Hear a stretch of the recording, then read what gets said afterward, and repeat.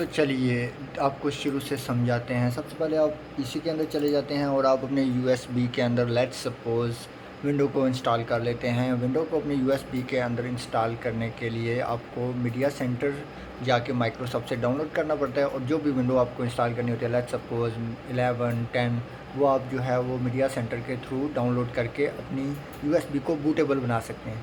तो अगर आपको इस वीडियो के बारे में भी जानना है तो मैं आपको ये कंप्लीट वीडियो बना के दे दूंगा। तो जब आप इसको विंडो 11 को अपनी यूएसबी में डाल चुकते हैं, उसके बाद आपको क्या करना होता है, सेटिंग में जाके यहाँ से रीस्टार्ट। तो चलिए रीस्टार्ट करते हैं और आपको बताते हैं कि कौन से ऐसे 3 इश्यूज़ आते हैं जो कि विंडो 11 को नॉर्मल पीसी के अंदर इंस्टॉल होने से रोकते हैं और किस तरह से हम उनको बाईपास कर सकते हैं।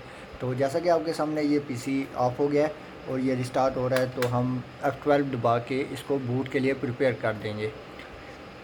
तो अब ये आपको एक मेन्यू देगा जिसमें वो सिलेक्ट करेंगे आप कि आपको सीडी से बूट करना है, यूएसबी से करना है या किस जगह से बूट करना है। ठीक है, यहाँ तक आपको सही समझ आ रही होगी। अगर कोई बात नहीं समझ आती तो आप कमेंट में मुझसे पूछ भी सकते हैं।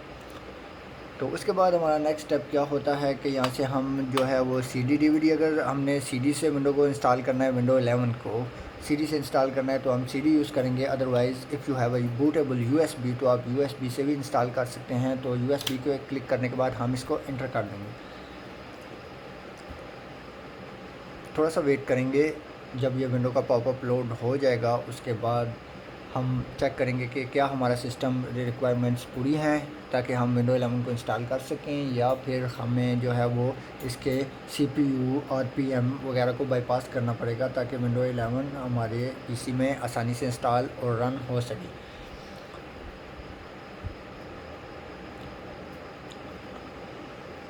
तो जैसा कि आपके सामने ये विंडो इंस्टॉलेशन स्क्रीन आ गई है, हम नेक्स्ट के ऊपर क्लिक करेंगे। Let me focus on this. Okay, तो अब आपको ये क्लियर नज़र आ रहा होगा, तो इसमें फ़ोकस करके नेक्स्ट कर देते हैं और इंस्टॉल नाउ पे क्लिक कर देते हैं।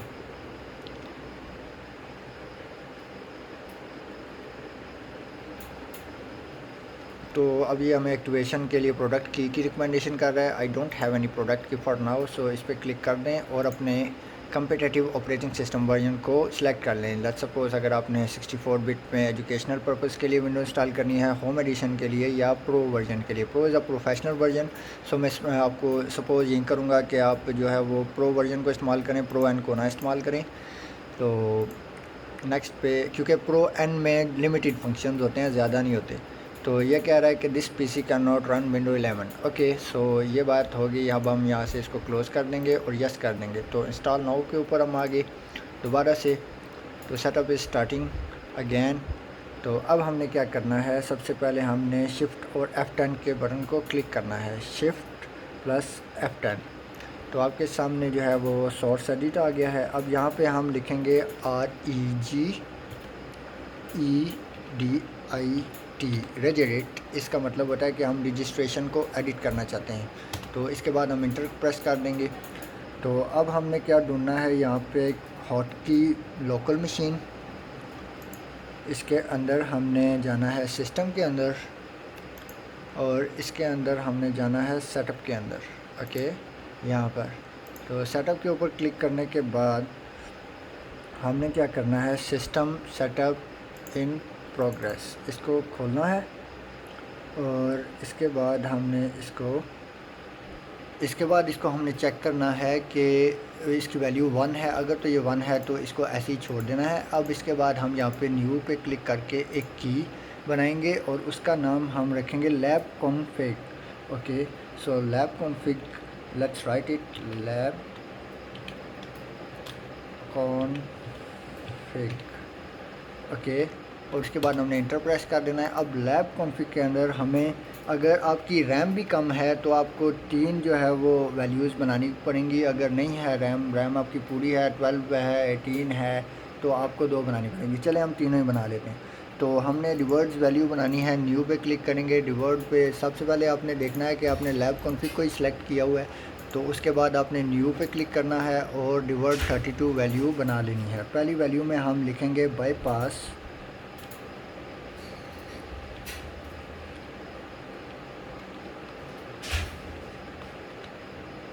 TPM TPM को कैपिटल आपने लिखना है और उसके बाद चेक का C कैपिटल लिखना है। सो वर्ड जो पहला वर्ड होगा कोई भी, उसका फर्स्ट आपने जो है वो कैपिटल ही लिखना है और इसके बाद इसकी वैल्यू को हमने 1 कर देना है। 1 करने के बाद हम इंटर करके इसको दोबारा चेक करेंगे, इसकी वैल्यू 1 हो गई है। अब हम दोबारा डिवर्ड 32 वैल्यू को चेक करेंगे और इसके बाद हम लिखेंगे बाईपास सिक्योर बूट।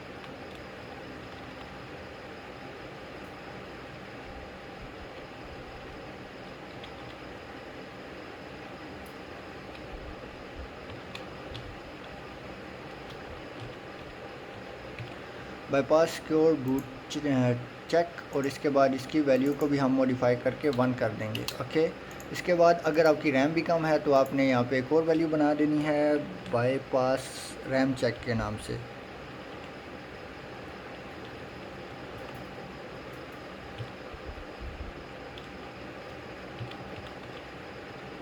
चेक और इसकी वैल्यू भी हमने जो है वो 1 कर देनी है एंड दैट्स इट। अब इसके बाद हमने इसको एग्ज़िट कर लेना है। एग्ज़िट करने के बाद इसको हमने क्लोज़ करना है और I don't have any product की पे क्लिक करके प्रो के ऊपर नेक्स्ट करना है